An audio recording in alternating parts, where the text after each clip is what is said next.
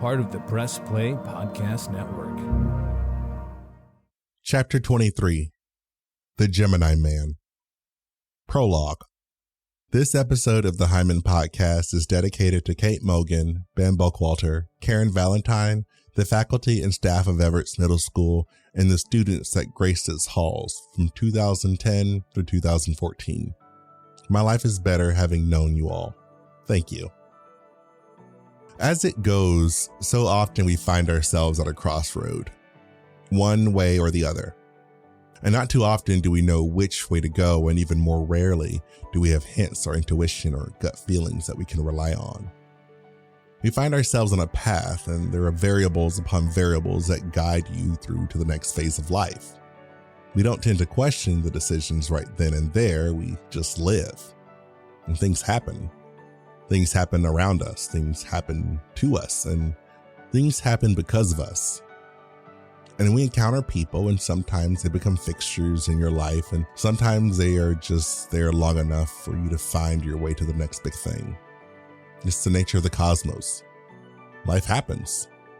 And years later, when you look back at both the good and the bad, and at specific points, sometimes those crossroads, sometimes other places, you wonder to yourself, was it worth it?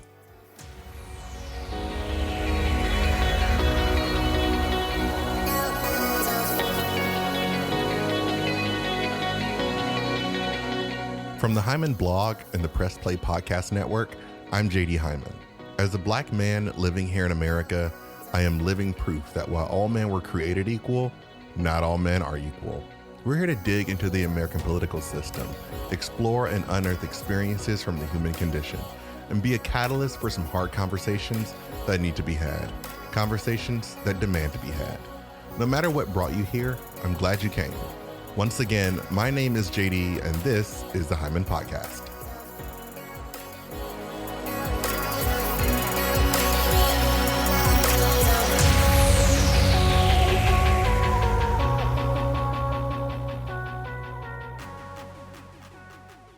Part 1, 12 Years in Ohio. In season 1 of this podcast, I told you about the beginnings of my time in Ohio. The episode is titled, I'm Not Your Token Black Guy, if you haven't already listened to it. I told you about the question askers who pretended to be truth seekers. I told you about Bruce and all his friends. I told you about a VP of the university who tried to steal my humanity because apparently he didn't have any. I told you about the angry black man and how he all but saved my life and also set me in a path of self-destruction. And I told you about Shipe, who inadvertently saved me from myself. Well, that was just the beginning. Ohio has a special place in my heart. For 12 years, it was home, and I didn't realize that until I wasn't there anymore. There's something to be said about not missing home until you've been someplace different for a really long time. In fact, while I lived there, I kept my South Carolina's driver's license because I didn't want to give up my citizenship. And then a year before I came back to South Carolina, I relinquished my driver's license and became a full-fledged Ohioan. I had always told people I moved here for school and just never left, but that isn't entirely true. I was becoming part of the ecosystem. There were parts of this ecosystem that rejected me outright, and there were parts that fully embraced me, but more than that, it came with a cost. In the season 1 finale, I talked about the habit of belittling myself in an effort to come off disarming because I was under the impression that when people meet me, they assume I'm some sort of angry black man. Yeah, I know. I was projecting my insecurities outward, and in the process, it softened my resolve. What I mean by that is I had allowed people to say certain things or do certain things that other black people might get up in arms about. Was I scared? I don't know. But I did it so much that it basically became second nature. And what does doing this for years do to a person? Like I said, it softened my resolve. I became this person who I knew I wasn't, and I lived with that person for so long that I believe that's who I was. I remember one day I was at church, of all places, and one of the kids in the youth group made a racist joke, and there was this huge uproar in my defense. Actually, I'm lying. There was no defense. There was no uproar. In fact, a couple of the other kids laughed along with it. And the guy who was in charge of the youth said nothing, looked me square in the eye and said nothing. So I wasn't safe at church. Check. In October 2010, I was looking for a job, and through a series of cold calls, I was put in touch with a woman named Kate Mogan. This isn't one of those I changed the names to protect the innocent kind of deal. That was her real name. Kate worked for Circleville City School District. I don't exactly remember her position at the time, but I did know she was in charge of the after-school programming. I met Kate in her office, and she said, "We're looking for a music teacher for our middle school after-school program, the Extra Mile program." It was funded by a 21st century grant from the federal government. It was designed to help students get help with homework, make up assignments, and a place where they could get after-school enrichment. But going back to Kate, she was looking for a music teacher, and I was like, well, I play the piano, but don't ask me to sing. And I was at the point in life where, while I needed money, I knew when to say no to a job that wasn't a good fit, and this was not a good fit. And then she clarified a little more. "Well, we have a music program, we just need someone to administer it," she said. I was really hesitant, but was I really capable of this? Remember earlier I told you about the crossroads? Well, as it turns out, this was one of them. This was a crossroad. Taking or not taking this job would change the trajectory of my life. And I chose to take the job. Looking back on it, that moment really did change my life, because meeting Kate Mogan led me to meeting Jonathan Davis and Karen Valentine and Ben Buckwalter. And then I graduated college and I had more time on my hands. And through the connections I made with Kate and Jonathan Karen, I was able to become a substitute teacher. I was 23 years old, the youngest person on the staff. I became friends with so many teachers, administrators, and staff in such a short time. And while I was at this predominantly white school, no one looked at me funny. No one said anything about the big black guy running relay races with 7th graders. I was the go-to substitute teacher. Whereas in most situations, you have to hope and pray for a subbing assignment, not me. The teachers planned around my schedule. They all saw me as a smart, reliable person who they knew they could entrust their students with. And for the most part, it wasn't just, hey, just stick this movie in or just have them do this worksheet. Most of the time, they gave me their lesson plan and they told me what they wanted to cover. And they did this because they didn't want their kids to have to miss a lesson, and the teacher didn't have to get off track with their plans. It was perfect. I was a de facto member of the 7th grade team, and they welcomed me into the fold as one of their own. It was during this time that I wrote a book, and the kids fell in love with it, so much so that it turned into a trilogy. I ran into Kate often during those years, and she looked out for me like a mother would a son. She found opportunities for me to move up in the district. She helped me get a summer job in IT that turned into a full-time job. But through all the things I did with the district, my heart was always with my little chaps, my extra mile kids. And while Kate saw other opportunities for me, she helped me to find other people so that I was able to do all the things I wanted to do, including extra mile.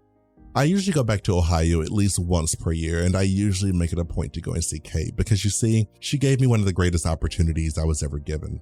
She gave me the chance to influence and impact the sons and daughters of people who otherwise would not have been able to. A chance to enrich their education, promote their self-growth, and give them a reason to want to exceed. And while it was never about saving them, it was about planting seeds. And while I wasn't around to see it, many of those seeds did sprout, and some of them grew into things few people thought possible. My motto then and still is, be it so that I improve the lives of the people around me by at least 50% over that of my own. And that is just what I did. One distinct memory I had was subbing for a 5th grade class. There was a student in the class. He was the only black kid in the class, maybe one of 2 in the whole school. I entered the classroom and introduced myself as Mr. Hyman, and the little boy nearly interrupted me. I spun around to see him standing up beside his desk. He asked, "Are you the teacher?" "Yes," I responded. Wow, he started. I've never had a black teacher before, he said, slowly returning to his seat. I was taken aback. It was in that moment that I realized the veracity of the job I was doing. I was shaping young minds, and for the first time, I saw myself through the eyes of a student. He was sitting in a classroom full of white kids, and the person standing at the front of the room commanding the class was a person who looked like him. I was speechless, but only for a moment, because I had a class to teach, and I had a little black kid watching my every move. And now I realize the importance of that. And before I knew it, 5 years had passed. I held a bachelor's degree in business management, and I was working on a master's degree in business administration. I knew there was nowhere for me to apply that degree in my current situation, and I wasn't going to go back to school to get a teaching degree, which I had considered somewhere along the road. I had come to another crossroad. I was in a place where for 5 years, not one person ever said anything derogatory or denigrative about me or my race, and I knew I couldn't stay. And at the same time, I didn't know how to leave. But through a series of what some would call unfortunate events, that decision was made for me. I was forced to face the situation head on. I was forced to find my way because I wasn't going to willingly. One day you're a saint, the next a pariah. And while I can't say I didn't play a role in how things wound up, the part I played was nothing compared to what I was facing. I remember getting phone calls from a lot of different people. Some people were genuinely concerned, others just wanted to know the tea, and I remember not being able to face the truth of what was happening. It was all so sudden, and at the same time it wasn't. There was some walking around on eggshells, trying not to make a splash, and it seemed like the more I tried to stay below the radar, the more I was forced onto it. No, I don't know the full story, and quite frankly, I don't need to know. What I do know is that if that had never happened, if I had never left, I can't imagine where I'd be today. I found myself searching my entire being for my purpose, for the next great thing. And it wasn't long after that I found myself working for the Ohio Department of Taxation. I would work there for 4 years in several capacities, but before my time there was up, I found myself once again fighting for my good name, and for no other reason than the color of my skin. More on that after the break.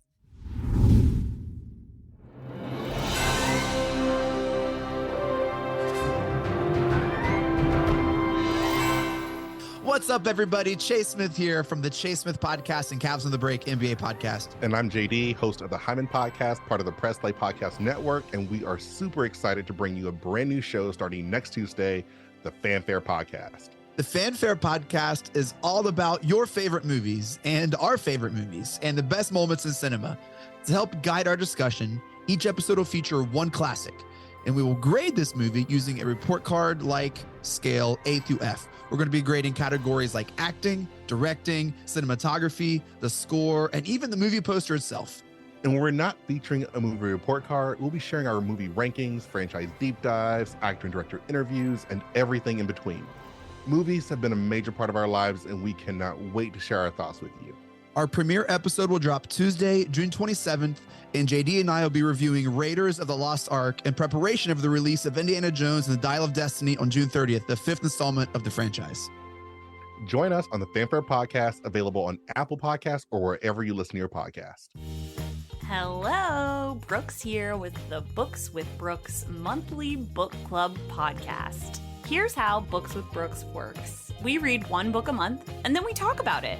Classics like Stephen King's The Shining, debut novels like We Are the Brennans by Tracy Lang, and tons of other compelling, life-changing stories, one book and 1 month at a time. So come read along with us, and then listen in. Welcome everyone to Podcast 616, the official podcast of Earth 616. I am your host, Damon Royster, and I am inviting you to listen and subscribe to this Marvel Cinematic Universe podcast. On Podcast 616, we gather some of today's greatest comedians, writers, and actors to dive deep into all things Marvel, like comic book history and lore, all the interconnected superhero storylines, and of course, who's hot and who's not in the MCU. Honestly, why aren't you listening right now? You have the power to listen to Podcast 616. And as we always say, with great power comes even greater responsibility. Listen and subscribe to Podcast 616 wherever you get your podcasts.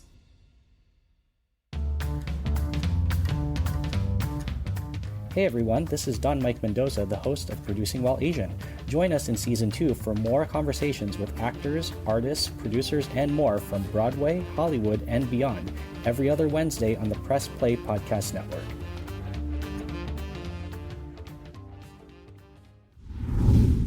Part 2. I carry with me all of my things. While I was a tax auditor, I was working under a woman named Cheryl.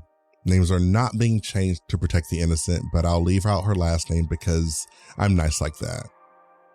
Cheryl became a manager in the audit department about a month or so before I came up to the audit division, so she began to lay out the groundwork for the IFTA and IRP division. IFTA, IRP. International Fuel Tax Agreement and International Registration Plan. Now, this part is totally irrelevant, but it's an interesting concept, so I'm going to explain it for you. Large 18-wheeler trucks, known as motor carriers with a gross weight exceeding 26,000 miles, cause a lot of wear and tear to the roads, as opposed to smaller vehicles. Because of this, the 48 contiguous states, as well as certain Canadian provinces and territories, came up with an agreement to recoup the cost of repairing the roadways and evenly distributing fuel tax. The vehicles consume a lot of fuel.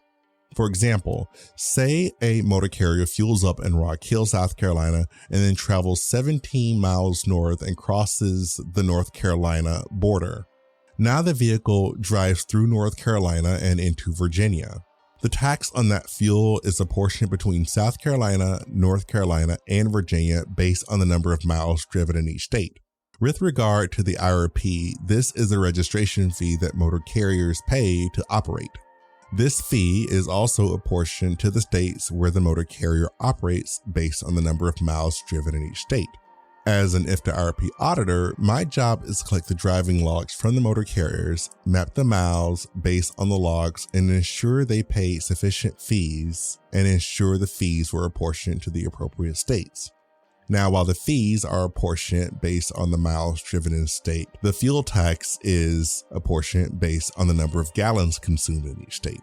I know, it seems complicated, but it was a good time. 4 of us were promoted into this division, and they already had a group of working auditors. As the new manager, Cheryl was determined to make a name for herself, whether through personal ambition or the fact that the department was made up of mostly men. She wasted no time in disturbing the peace. Cheryl would often call me in her office, and at first it seemed like she was trying to mentor me, but then she started making awkward requests and saying things that I didn't think were very becoming of a manager. For one, she was already targeting an auditor who had been there since Christ was a child, but she started asking me about other coworkers, but it seemed for some reason that the people she was asking me about were the Black employees. She instructed me to spy on my coworkers and report back to her any wrongdoing. Obviously, I didn't do that, but I kept up appearances because she clearly couldn't be trusted. Several months went by and she hadn't asked me to commit any acts of espionage, and then a new group of auditors started. And unlike the previous groups of auditors, this group happened to be around my age. We became fast friends and Cheryl noticed. Cheryl came to resent these auditors and the relationship that I was beginning to form with them. Then one day out of the blue, she called me into her office and told me that my work product was starting to suffer. I was confused because just the other day she was talking about how she wanted me to train the other auditors. At first, I thought she was joking, but she wasn't. She said she was going to be watching my work more closely, and we'd be following up in another couple of weeks. She used a familiar phrase telling me that I was on her radar. I was shook because there had been so many previous times where she brought me to her office, shut the door, and proceeded to tell me about other employees who were, and I quote, on her radar, like Hannon, who she didn't like because of her makeup and clothes, or Verna, who she just didn't like. or Toby, who she insisted was having an affair with another manager, or Della, who didn't conform to her ways right away, or Kira, who she said was too, and I quote, loud, or Eric, who I thought was a really good auditor, but he was on her radar for no other reason than he had the audacity to disagree with her. Cheryl's discrimination knew no bounds, but her discrimination against the Black employees had absolutely nothing to do with their work, because their work met or exceeded the standards placed before us. Over the course of the next 2 weeks, I made sure the work I submitted was nothing less than perfect. And after that 2-week period, we met again, this time with one of the division administrators. She had this grim look on her face. The administrator sat there on his phone, seemingly unbothered by the entire situation. She gave me a piece of paper and told me that it was a written warning. Now, you have to remember, I was working for the state of Ohio, and when it comes to the state of Ohio, we called them Congress jobs because it would literally take an act of Congress to get fired once you were through the initial probationary period. After she handed me the paper, she said I needed to sign it. She also said I could include a statement with it before signing it. I thought about it and told her I wanted to include a statement. She had this look on her face, almost like a kid whose ice cream cone fell on the floor, was snatched up by a rabid animal, and had run off. Well, it's already dated, she said. I'll make sure to get it back to you tomorrow, I told her. So I went back to my desk and opened up my email. I searched through and found various pieces of information that I needed. I wasn't going to take this lying on my back. So I got to writing and writing and writing. And just when I thought I was done, I wrote some more. It was in the form of an affidavit.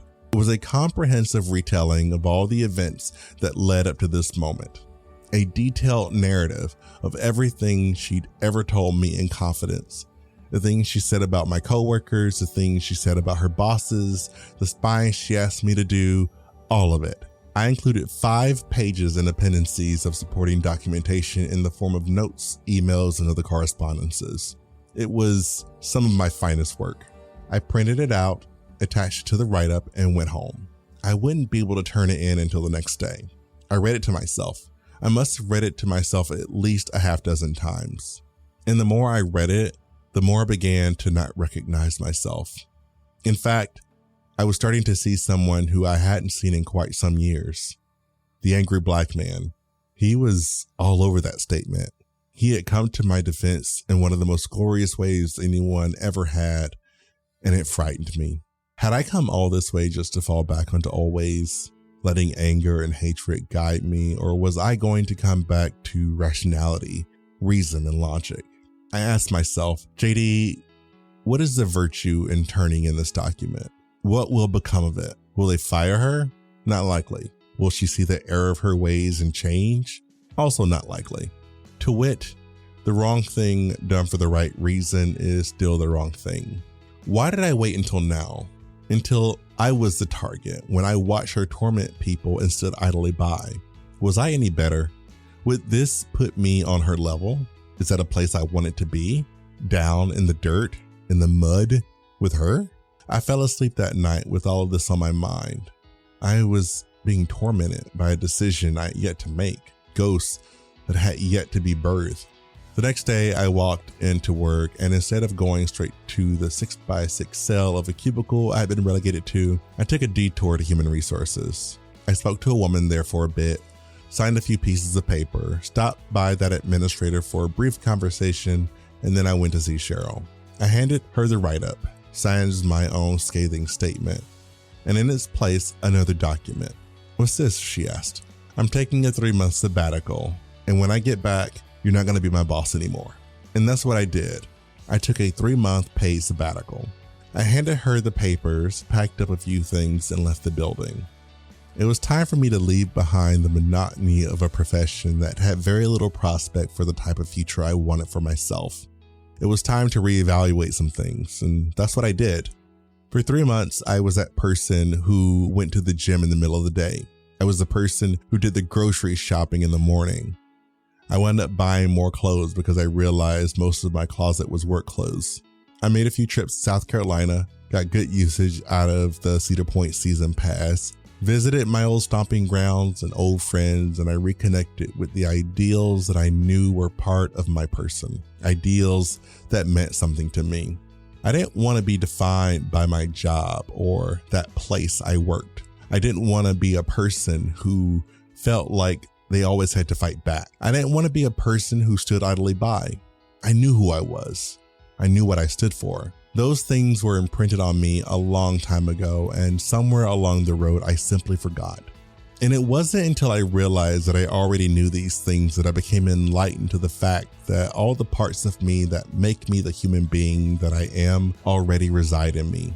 My faith, my intelligence, my purity of spirit, my insane optimism, my humor and wit, my spontaneity, my inner joy, my positivity, my protectiveness of the people and things that matter most to me, my unmistakable laugh, my indestructible grasp of reality, and my undeniable sense of home. These are the things that make me who I am. They are always with me, some on the inside, others on the out, but always there, always present and accessible when I need them. So I got a tattoo. One to remind me that A, I am a man of principle and purpose, and B, those are the things that define me. Omnia mea mecum porto. I carry with me all of my things. My name is JD Hyman. This is the Hyman Podcast. I'll see you next time. The Hyman Podcast was written, edited, and produced by myself. Share with guests Whitney Hall and Mary Louise Layton co-produce and research. Cover art and branding by Kevin Aki. The theme music was composed and produced by Jim Yosef with additional music license from Epidemic Sound. The Hyman Podcast is a production of the Press Play Podcast Network. Press Play is staffed by Chase Smith, our CEO and fearless leader. I serve as Chief Operating Officer, and Brooks May is the Chief Creative Officer. To learn more about the network, sponsorships, guest appearances, or if you're interested in launching your own podcast on our network, visit us on the web at www.pressplaypodcast.com. To learn more about this podcast, our mission and vision, or for sponsorship information, please visit us on the web at www.jdhyman.com.